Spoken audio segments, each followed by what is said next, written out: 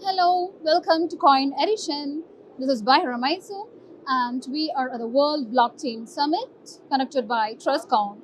Here we have got a special guest, Kevin Soltani. He is a Metaverse builder and expert in NFT, gaming, and all the Web3 sort of stuff. Welcome, Kevin. Thank you so much. Appreciate it. Amazing to be here. Each year it keeps getting bigger and bigger. Okay. Last year we met, and now we're here with CoinEdition. Yeah, we are also very happy. Amazing, amazing.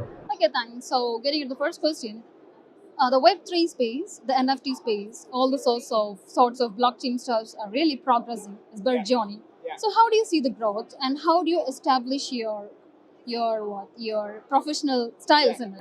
Yeah. Look, we're at a moment in time in the crypto blockchain industries that crypto as a word was thrown around when people really didn't know what it meant outside of a digital currency.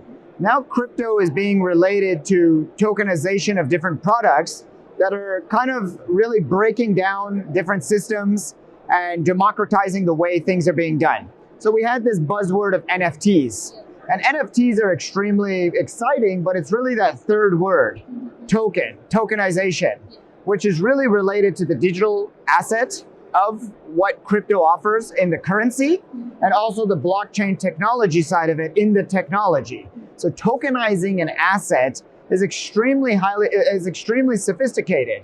And tokenizing different assets like real estate, we're going to be looking at different industries that are going to be, lending and things like that. I get more excited about that than maybe art NFTs and the things that maybe NFTs came out first with. But I'd like to see the maturity come about. You're seeing the maturity happen right in front of our eyes. And I'd like to see, again, that third word in tokenization of the products, step forward, show itself, because it is a highly sophisticated product. And once we get this right for something like the real estate market, there's no going back. And now we're going to be disrupting $1 trillion. Yeah, that's really great. And as you have said, like people look for the tokenization things, and also most of the artists, musicians, they also look for the NFT stuffs. So there's a really proliferation. Really, the world is expanding to the NFT cryptocurrency. You can tell like that. So do you think in future, these cryptocurrencies and NFTs will replace the current monetary system or the traditional monetary system or the fiat currencies? Do you think so? Will crypto or digital assets replace fiat currency entirely in our lifetime? I don't want to say replace. It's a different product giving attention to an economic system that is enhancing. Replace, I don't know. I'm not going to make that prediction of complete replacement. It took us a couple hundred years to replace, and not a couple hundred years, but just over 100 years to replace something like gold. And then we went fiat. Now for fiat to completely go away and for it to be credit, we're seeing that 50-50 split or whatever the denomination split is. Now for credit to go aside and become digital assets, digital currencies, and in its entirety, I don't want to make that prediction and say it's going to replace. I'm going to say that crypto, digital currencies will enhance our current system. Other third world countries will be able to leapfrog. And this is really important. They will be able to leapfrog the credit system. A lot of African states, a lot of Southeast Asian countries have never really adopted credit as a system of economics. And yet now they're being introduced to crypto. And so if they're able to adopt a decentralized version of what they didn't adopt before, which was credit, they might be able to leapfrog all around this whole credit system and come into the digital assets world completely. And that is extremely exciting and extremely scary for like the World Bank, World Economic Forum, and those guys who like the control. But I gotta believe that it's an exciting time to be alive, whether you're building on digital assets or, like I said, some of those countries, nation states that might be able to leapfrog, and I won't say replace, they might replace their whole credit opportunities with now cryptocurrency opportunities. That's amazing. I think that countries like Nigeria are showing that a lot of adoption in crypto, whereas still very little adoption in credit systems because the banks are not there, right? The banking system, the central banks don't have the strength as the Western world. So I'd like to see, I'll say it again, a leapfrog, a quantum leap of the monetary system for them coming straight into digital assets, crypto. So we cannot completely say that the current digital asset system will replace. We cannot say completely like that. No. But both has their own qualities, their own features, things, and everything. So we know that many governments support CBDCs, whereas some others do not. But I'm not going deep into the questions. But still, I'd like to know your viewpoint on how, what will be the financial stability of a nation, how secure it will be. Because many governments do not support CBDCs, whereas some others do. So do you think it can impair the financial stability or what? Yeah, look, financial stability is based on the strength of a country's economics to supply flow of cash, flow of economics, and is a CBDC going to be able to provide that stability? We haven't seen it yet. I'm the number one maxi in the room, guys, okay? I am the number one maxi in the room, but I'm not going to tell you that a CBDC is all bad, like the maxis will tell you. If you want full integration of a government's money currency, right? We're going to need a lot more stability than this, and we're going to need a lot more institutional regulation and participation. Because if we don't get the regulation, the institutions will not come in. The institutions don't come in. Why should governments put their neck out on the line to risk something that might be used for bad? Now, CBDCs are going to be inherently controlling so that they know where the money flow is going. This is already happening in credit systems in the West.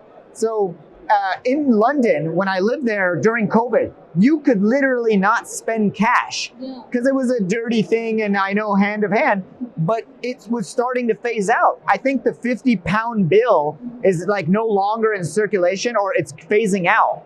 So that now the largest bill is a 20-pound bill. So and then if you look at like the yuan in China, for many years now, almost a decade, they are completely cashless in whole parts of the city economy. I've talked to some of friends that haven't touched cash in years. WeChat changed the game. So if you already have WeChat for a country like China, what else can come for the Americas and the other worlds, the Western world? If the CBDC has any shot of becoming popular, it'll look like something like China did with their own yuan, where it's already digitized, it's already being tracked in its full form, and it's already literally no fiat is being spent there. So a CBDC is not all bad for the end consumer, for the crypto heads, for the hardcore decentralization, for the hardcore maxi guys. It's going to be a blow. It's going to be a hit. It's something exactly opposite to what we've ever been studying or the thesis of something like Bitcoin. But I have to be honest and say, is it coming? Hell yes. Are they coming fast, strong, powerful? Oh yeah. And will you have no other choice but to use them in some asset in about 10 years? I predict yes. Some type of government entity, payment, fee resolution, something will have to be solvable with CBDCs, or just as a way of means for of kind of sovereignty for a nation to help welfare or things like that. I don't know where it's going to begin, but I know it's coming in the next decade. Maybe we can expect for a good future in this field. Yeah, good or bad, we all owe each other a bunch of money. America owes China trillions. We owe Japan trillions. They owe Japan, it's all just. So one day if they say, hey, I want my fiat back now, you owe me 17 trillion. We're like, no, we don't use that anymore. We use the digital dollar. Well, what do you mean? You owe us 13 trillion in this cash stuff. Oh, no. We'll just convert it over to the digital dollar. Is this conversation so difficult to understand? No, it's fine. Is this conversation so hard to see coming? Absolutely not. It's for sure coming. So whether we denominate in CBDC currency, the e-dollar, the digital dollar, the e-pound, it's coming. Don't fight it. Find a way to take advantage of it. Yeah, that's it. That's the true vibe we need to get. And regarding the play to earn field, the metaverse, Web3, all these sorts of things are really proliferating. And how do you take the current event, the World Blockchain Summit? How do you take this event as an explorative thing? How do you explore this event? 6 months ago, in the same place, half of these booths were play to earn games. 6 months later, half of these booths are metaverse companies, builders, SDKs, right? Designers. 2 years ago, because before COVID, half of this room was exchanges, listing offerings, consultations, right? So I don't know where, what this answer means or whatever, but you see to have a shift in industry specific needs. And so whether it's play to earn, whether it's metaverse builders, whether it's the exchange side, there seems to be a theme in every kind of year. But gaming seems to be a theme that's not going away. Yeah, of course. Binance, BSC chain, they're highly adopting all play to earn games because of the amount of transactions. Yeah. One game, Axie Infinity could have multi-billions of transactions. Yeah. Forget about the money and the in-game currencies. Those transactions becoming billions and trillions, that's economy, right? That's money, that's business. So gaming companies have many in-game assets. They have from swords to skins to things. So once interoperability comes in, gaming companies will now be trillion-dollar companies because now they're able to take that sword from one game to another. So I don't think gaming as a trend is going anywhere. I think we're just figuring it out. You had the Axie mess up, you had the Thetan Arena mess up. I can name 100 other games. Yeah. They're gonna learn from that. Builders in this room are going to learn from that. So the next iteration of games are going to have much better tokenomics, I hope, and a lot better design because AAA game companies are coming in. Yep. Of course, even the traditional games are very enthusiastic for the people, and of course, the online metaverse games are really enthusiastic. We can. Right. So, and regarding the recent crypto crash, I'm just switching between crypto and NFT. So we had a recent crypto crash, especially in May 2022. So do you have any surviving tips that you can offer? Surviving tips. It's like we're in a nuclear holocaust. Huh? It's like, where do we hide? And did you get your bunkers ready? And stuff. That's funny, right? Because the cliche thing in life is the world is ending. Did you get your bunker ready? Or, these conspiracy theory stuff. But the underlining point of did you get your house or bunker ready for a disaster is not the funny part of it. It's preparation. Right? So when people prepare for disasters, whether it's in the Midwest in America, or we have tornadoes that could bounce out of nowhere, they have these underground shelters they run into. That's called preparation. Preparation we forgot about in the crypto markets. We think that we're untouchable. We think that nothing's ever going to happen. And especially the retail market that's generally newer than some of the people in this room, preparation was not there. They did nothing to prepare, and they still are not preparing for either the next upswing or more down, right? So I think preparation is a key word that is very important. And I hope everybody out there listening, whether you're down 80%, whether you're up 80% or whatever, you got to prepare for the next phase. Yes, we'll come back. When? Nobody knows. Are we going to go lower? Yes, maybe not. I don't know. But the point is that if you're prepared for both sides, you can take advantage of the upside. Everybody says DCA, dollar cost average. That's one way you could prepare for the future. You're buying $5 coffees. You might as well put $5 in a crypto once a week. You have nothing to lose. On the other side of it, if we have still downside potential to go, and you're a trader, if you don't have stop losses ready to go, you're only hurting yourself. And if you're not a trader and you're a hodler, then you have to have a number. That number is different from everybody. We all need to survive. We all need to pay bills. Even the most diamond hands person in the world has to pay their electric bill, right? Yeah. So my saying that is, if you're worried about the price or you're feeling unsettled or whatever, maybe you should have already been out, right? Maybe that number is so down you don't want to get out, but I just need you to plan. If it goes to 10 from here, are you prepared for that? If it goes to 5 or 3 or even 1 again, are you prepared for that? And are you willing to hold back up to 5, 10, 15, 20, 100, whatever it's going to go? These are questions only you can answer. Yeah. And if you answer them correctly, you won't be stuck in a rut. whether we go to 100 or 1 in the next week. Prepare. So the basic thing is to prepare. The life is full of downswings and upswings. We all have the positive and negative feelings, whatever. So we need to prepare. It's a cliche answer. Yeah. Look, it's a cliche answer. You guys are going to look at this and be like, okay, so what? Prepare. But are you preparing? That's the I'm a question. trader. I have 100 stop losses on all my pairs, right? that's the I'm question. also a hodler. So I have my number. When it hits that number, I got to liquidate myself, go on to bigger and better things or not. But you're talking to, I told you, I'm the maxi in the room. Yeah. I will never sell. I've never spent $1 of my Bitcoin. I've never sold $1 of my Bitcoin. I never will, and I don't plan on it. So that's my number, right? That was my preparation. Great. Now, what's yours? Okay, that's great anyway. So, like, putting into the final question, Dubai is on the track for being the crypto world. Not only Dubai, I cannot be partial. Most of the countries are, but specifically, Dubai is on the track actually. How do you see this growth, and how do you see like you can explore, you can establish your NFT or Web3 skills in Dubai, because there are a lot of companies over here. Many people have come to the region on a quick get and go. I can say with confidence, I have my paperwork, I bought my home, that I've been here since 2016. And I'm so proud of this nation.